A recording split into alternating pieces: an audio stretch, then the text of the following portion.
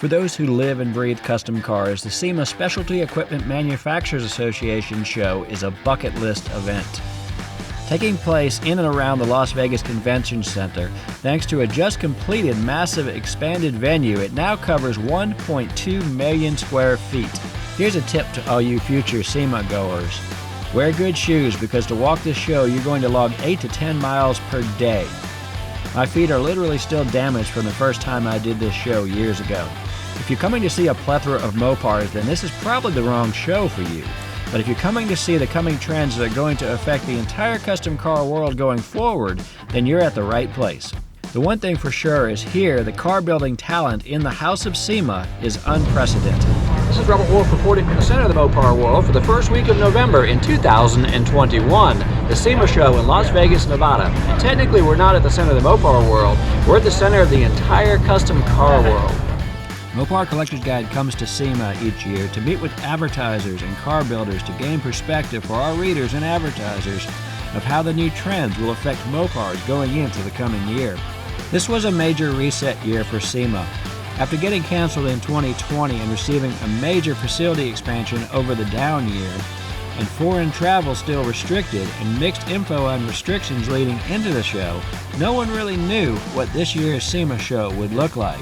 Each year we start the SEMA show by dropping into the center of the South Hall, where the corporation shows where Mopar's focus is going to be for the upcoming year.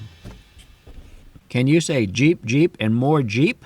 Can you blame them? After all, this is where the proven major aftermarket dollars these days have been generating a lot of sales. Next up were the Rams, followed up by a few performance challengers, and then one token 1970 Roadrunner with a 392 transplant Hemi into it, built by the Graveyard Cars guys. The standout vehicle in the Mopar booth to me was this 1968 Jeepster Commando Beach concept.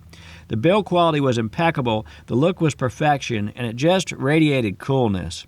This one takes home my pick for the favorite four-wheel drive of the SEMA show for 2021. If you're going to SEMA and you only make it to the convention center, then you're missing a lot of the car culture that exists in and around the Las Vegas area.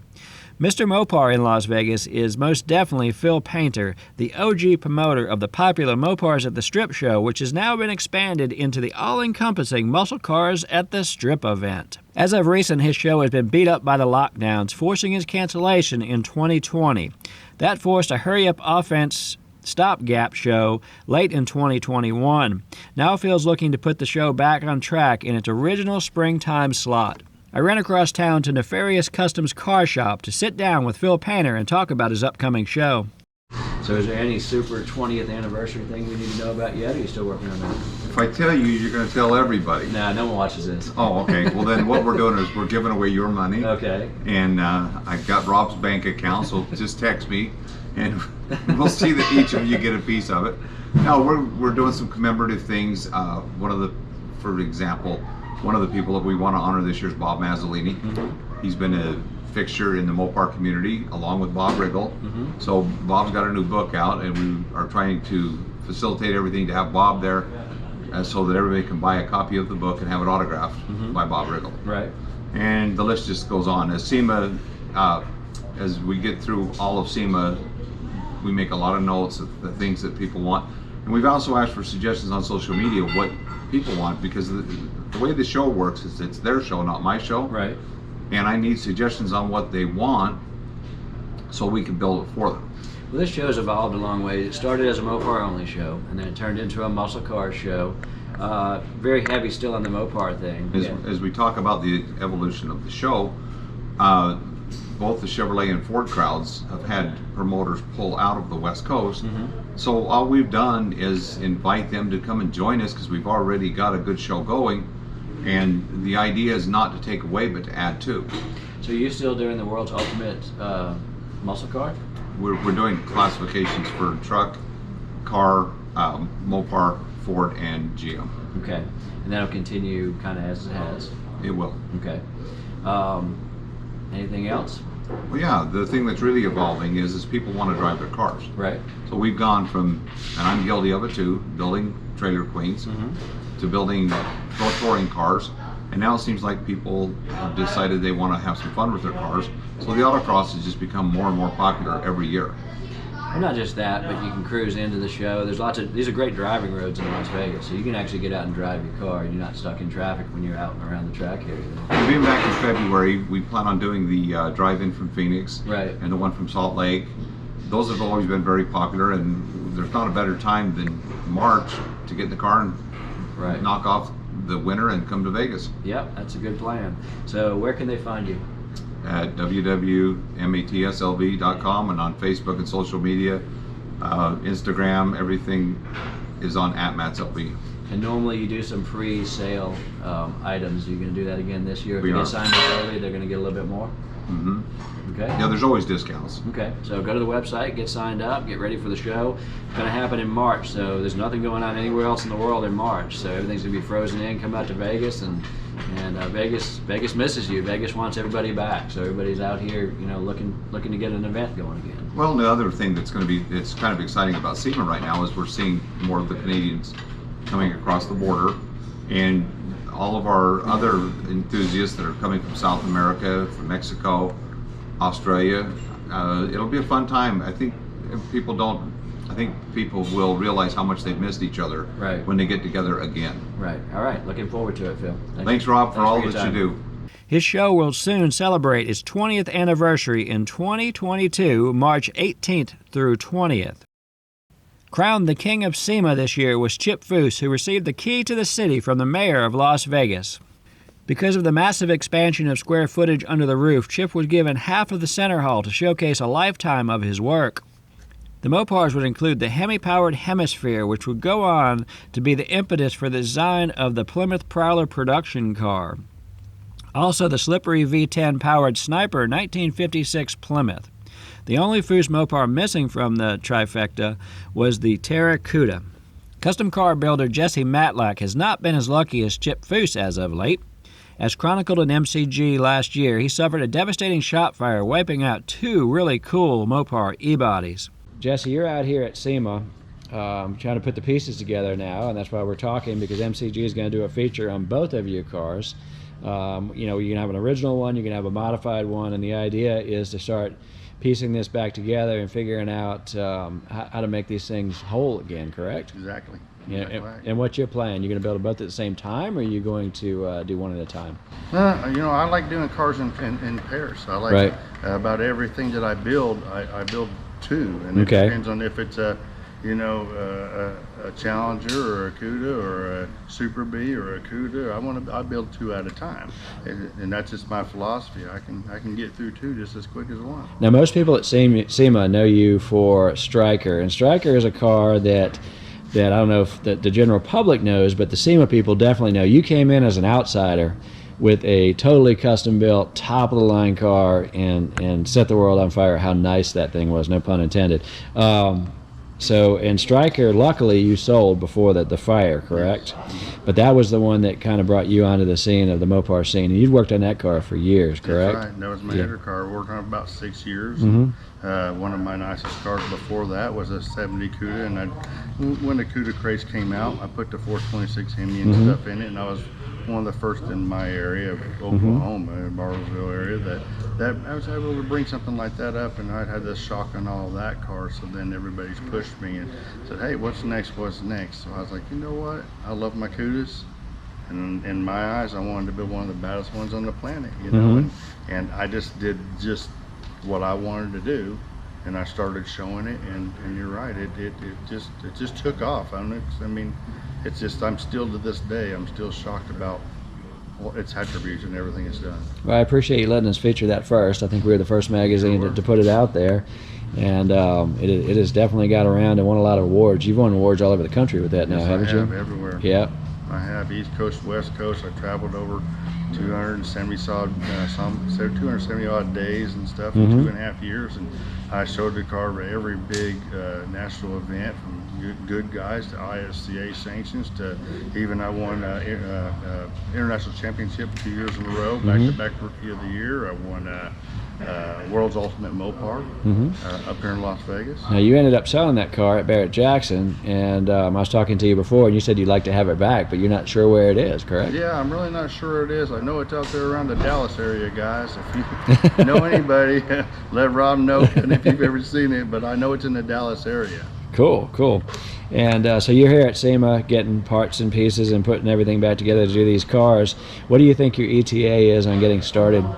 Well, you know, we've rebuilt from the fire, and we just got a few little things to do. So the shop's all back together now? Yes, it is. And the muscle car garage, I'm ready to start throwing these cars in there and start on these 2 projects first. And so if I can get everybody lined up, I'm ready to rock and roll. So you're ready to put all this behind you and start a new... I need to. Yeah, put a new thing together. Yeah. When you lose that kind of stuff, and there's a lot of people out there that's had this devastation happen to them, you're looking for something to come back from. You know, building the building, it wasn't just it. Getting back on top in less than a year wasn't just it. It's getting some more cars out there.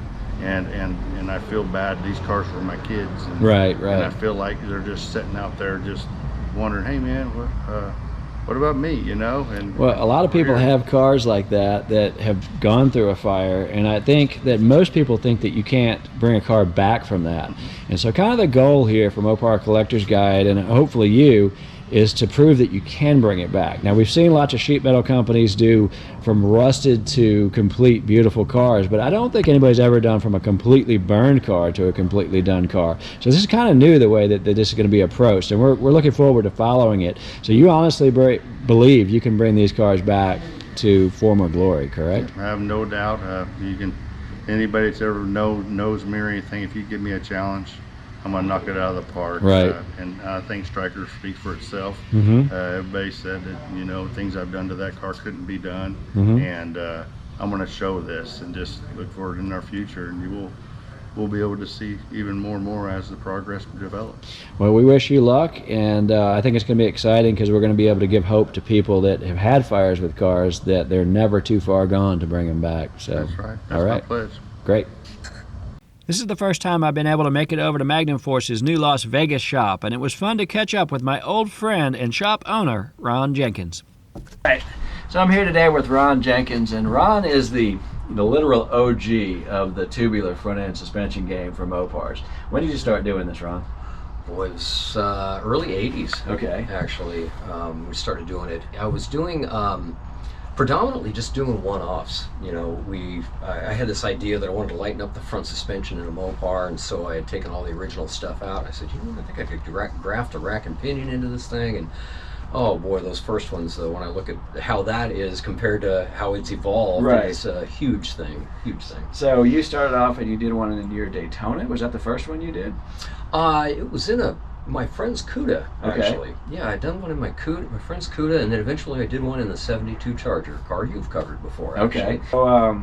So yeah, you were doing this before anyone even contemplated doing it. So everything you did was kind of experimental, correct? Very much so. Okay. Very much so, especially the early days. Yeah, there wasn't any software to design this stuff with. It was very much trial and error, and we know about the inherent characteristics, the negative characteristics that Mopar suspensions have in them.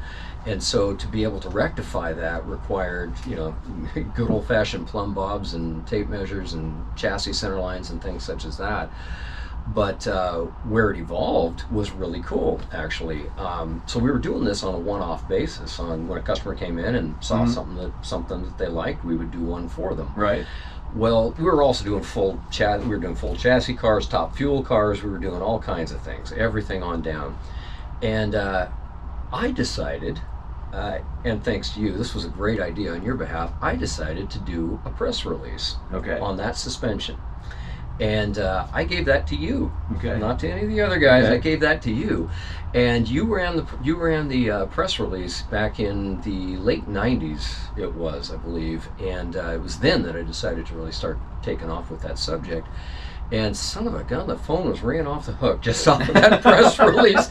So I have a lot of thanks to give to you. Well, we were also running the small little 16th page ads for the tubular control arms, because that's where we started, is our problem-solving tubular upper control arms. They added more caster and camber obviously, to these cars, which yeah. everybody knows they need. Yeah. Right. So it could be a Band-Aid type situation on there, but a lot of these cars have been abused so badly over the years that getting parts to fit on them right out of the box was oftentimes a challenge. And doing the tubular suspension was a big step up. But then, of course, now we've evolved all the way up into the modular suspension. So the difference between the original tubular and your modular now is what?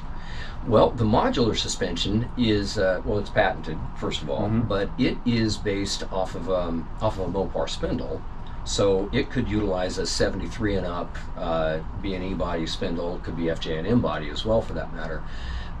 We have adapters to turn it into to turn the spindle into an item that receives the ball joint into it, rather than being captive to a ball joint to the spindle.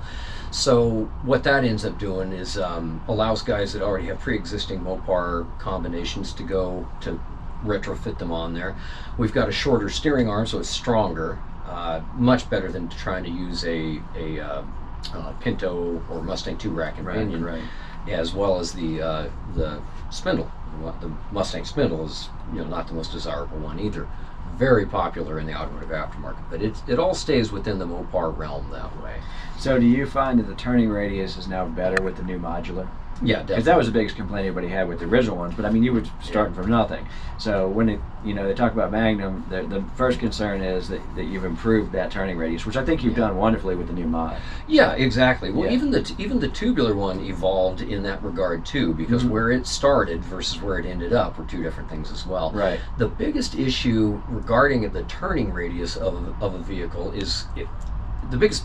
Let me back that up. The big issue with the turning radius in these cars is relevant to where the rack and pinion is located and how much Ackerman, as a result, ends up in the suspension. Okay. And in a perfect world, you draw a center line from the ball joints through the steering arms and intersect together at the rear differential. Well, you can't do that because you can't get the rack in the perfect location for that, because we're also dealing with the motors being in the stock location, which means that they run into the sump of the pan and the counterweights of the motor, and one thing leads to another, so you've always got some kind of a compromise in that regard. However, nowadays a lot of guys are going with third gen Hemis. We've got a little different ability there to change things around and be able to put those motors in these cars set back as far as someone wants to go with them. We've even put Viper motors in these cars. We did one of our own, as a matter of fact. Again, another car that you covered. We put the Viper motor in there and sunk it through the firewall. In doing that, that allows you to move the rack as far back as you want it, because the engine's been pushed through the firewall. Unfortunately, not a lot of guys are going to want to cut up their firewall in their Mopars, but it just depends. 318 car, maybe. Original 6-pack or Hemi car, of course not.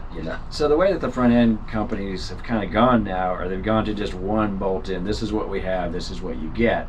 The difference, I think, with Magnum Force is you guys are more attuned to doing a custom build. So like even the build downstairs, you talk about you're doing a C body that's a right-hand drive, which is just crazy. So am I correct in assuming that that's where your real focus is getting exact application for each vehicle? Is that correct? We very much so. Yeah, we can customize these things all the way down to the colors, and it's powder coated. So I mean, a customer has an option of calling us up and going with a very specific powder color in advance before we even ship the thing.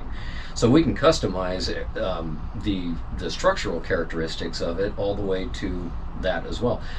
That being said, when the Hellcat came out, the blower being a clearance issue with the hood, they needed to get lower, but we can only go so low before you run into the rack and pinion.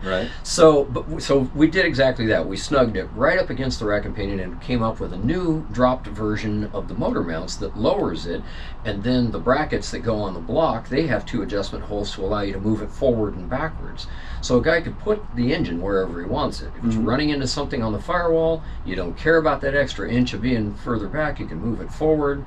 That sort of thing. So it's very easily customized, if not by us, by the customer. So we're leaving them the option to be able to do these things. Right. So the motor mounts are interchangeable now on the new stuff?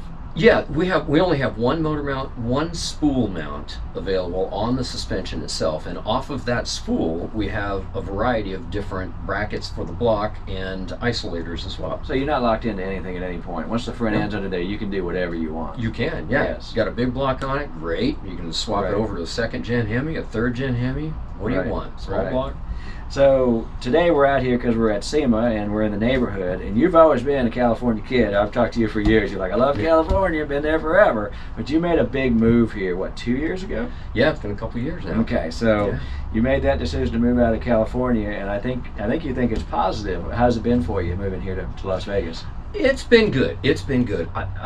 You may not know, I was actually born here. Oh, I did not know that. Yeah, I was born here. I was born right over there at the Air Force Base. We're in the flight path of all the F-18s, F-22s, all the good stuff. So you come from a military family? So yeah, my parents met cruising Fremont Street right here in Las Vegas. And he encouraged you to get the haircut? Yeah. That's why you have long hair. That would have been Grandpa. Trying to get that haircut all the time. It didn't work, but but yeah, so my parents moved when I was only a year and a half old when we moved. Right. So I did grow up in California. Right. California was a different place back then. Right. And we don't need to get into politics. I think everybody already knows where California stands.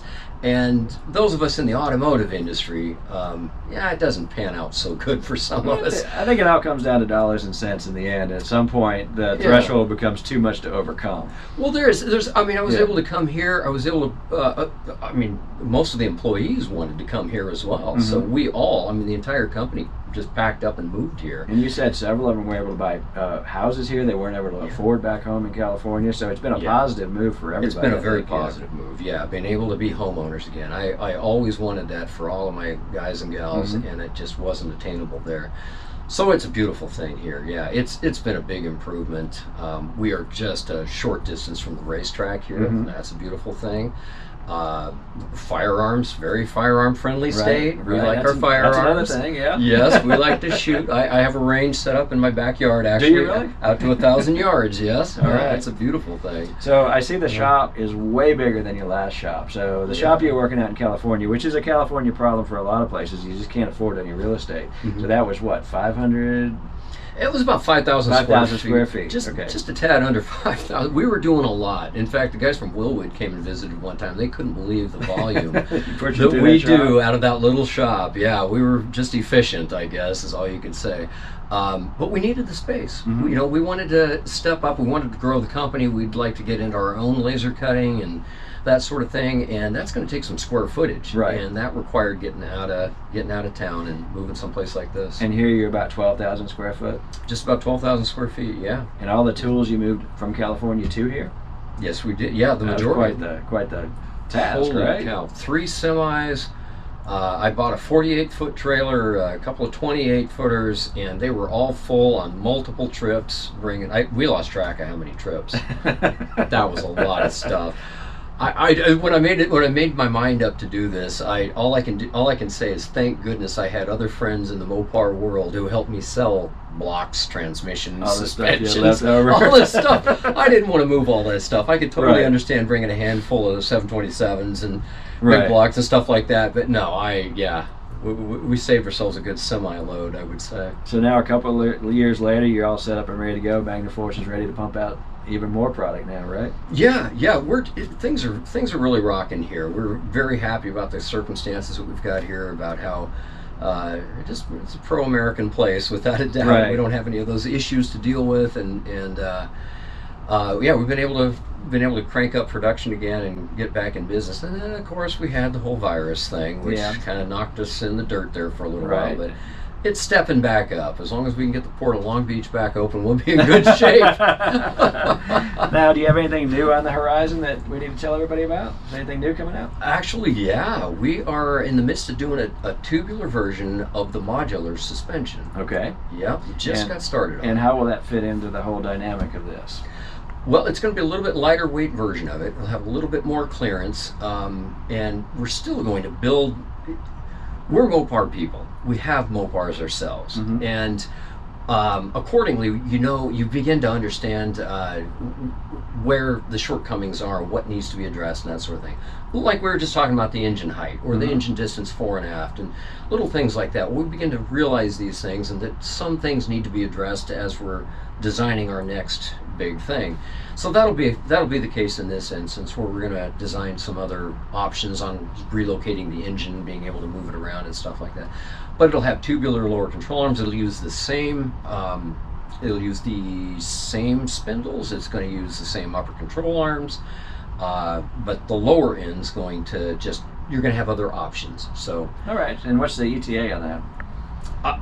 You know what, I would say probably a couple of months. Well, that's quick. That's what I'm hoping for. Yeah, that's quick. We've got the prototype downstairs. It's looking a little rough, so I don't know if I want to show you that yet. But prototypes always look rough. Yeah. You know. So I'm sure you'll send some pictures of the stuff over so we can put it in the magazine, let everybody see it when it's done, of course. You'll see it first. All right. Well, thanks for inviting us over to your shop, and I'm glad to finally get here after a couple of years. I'm glad you came by. Wonderful to see it. Very nice to have you by, and I can't wait to get this thing up and running. Thanks, Ron. On day 2, I headed back over to SEMA proper to get a feel for what the coming trends would look like. My major takeaway for 2021 was that, at least for the near future, new-gen Hemis will be a dominant force for the aftermarket. Old cars, new cars, Ford, Chevys, and even some foreign cars were getting Gen 3 Hemi transplants for this year's SEMA Show. Already ahead of that curve was Pyramid Optimized Design, who were displaying these old-school look Gen 3 valve covers. All right, I'm here with Chris today, and this is a new Hemi Gen 3 valve cover with a retro look to it. Tell me what you were telling me about the top piece. Yeah, the great part about the top piece is we can work with customers if they want a different design, they want more venting, they want it flat, they want it more curved. The way we set up the fixture system is we'll design what you want and we can machine it out. So this is a bolt-on piece on the top? Yes. And flip it over, what does it look like on the inside? Unfortunately, it's attached to the table. This is our prototype. Okay. But the bottom typically is going to be what it looks like. We actually 3D scan. We do 3D scanning, so right. we actually scan the original. So you're running the original gasket systems, original gasket systems up here. The ignition coils fit in here. It's copied off this exact seal system. Right. And then the idea is that instead of a single loom for the coil packs, each one comes out individually as though they're spark plugs. What finish do you offer on it? Just this look, or do you have the... We're going to have a cast product, and that's going to be about $900. If you want this, it's about $2,500. Right. And if you want whatever finish you want, we can make it happen. All right. Well, great. It's a great piece. One of the more innovative parts was a Hellcat blower adapter created by CFR Performance to drop a supercharger onto a 5.7 or 6.1 Gen 3 Hemi. All right, Dominic says this is not a Hellcat conversion. Dominic, what is this? Yeah, so this is our 5.7 liter RT motor from a 2017 Dodge Challenger. We made an adapter plate here so that way you can actually use this on a 5.7, a 6.1, or a 6.4 liter. All you got to do is use the adapter plate to mount to the intake, to the heads that is, and then this goes right to that adapter. What's the cost of it? Yeah, so the adapter plate, we are prototyping right now. We don't have a general cost on that yet. But with this configuration with the 5.7, we're pushing $550 easy. When's it going to be available to the public? Yeah, we're actually going to launch this and have this available in the year of 2022. Cool, and what's the name of the company? CFR Performance. We're in Ontario, California. And go to CFR.com? CFRperformance.com. Got it, great. 2021 SEMA saw the first signs of electric power trying to slip into the hot rod scene. This Tesla-powered satellite, nicknamed Electrolyte, was a Mopar example of that. There was also a company out of Canada displaying these Hemi-looking boxes designed to hide electric motors under the hood of a car. I think the jury is still out on whether electric-powered hot rods will become a thing or not. For a deep dive into all of this, be sure to subscribe to Mopar Collector's Guide magazine, where what I learned at SEMA will be all covered in depth in the March 2022 issue. While Mopars definitely are not the majority at SEMA, there were some serious world-class standouts. As far as best modern motivated, my pick goes to this heavily massaged 1973 Challenger built by Streamline Customs. As far as the most significant Mopar, it was hands down this restored Baja Desert Race Ram Charger from the shop of Walker Evans. This Cummins-powered Fargo made me do a whole new best of category, Best Rat Rod. I've seen some shit over the years, but I've never seen anything quite like this one before. It is appropriately named Chainsmoker, and I would venture to say it is not only the best Mopar rat rod at the show, but the best rat rod of any make here at the show at SEMA. After taking it all in, the hands-down best Mopar of the show was Bob Florine's 1972 Scamp, built by Steve Strope, that consequently was the only custom-built Mopar that was not running a new Gen 3 Hemi. As always, you'll see the complete stories on these standout cars from SEMA in the pages of MCG over the next couple of months. If you like this video, please smash the like button, and if you want to see more like this one, hit the subscribe to Mopar TV button. It's absolutely free. This is Robert Wolf, and that's a wrap for SEMA 2021. Until next month, I'll see you on the pages of MCG.